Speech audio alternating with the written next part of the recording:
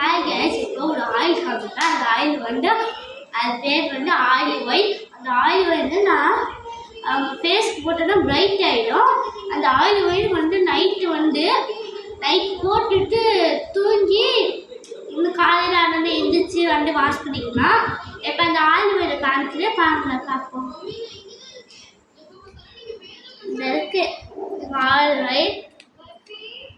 இந்த oil while போட்டிங்கன்னா bright ஆகிடும்.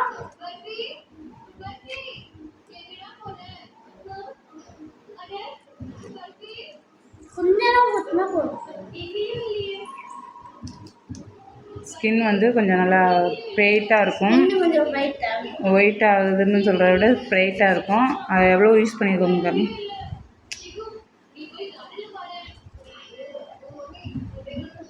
இவ்வளோ யூஸ் பண்ணியிருக்கோம்.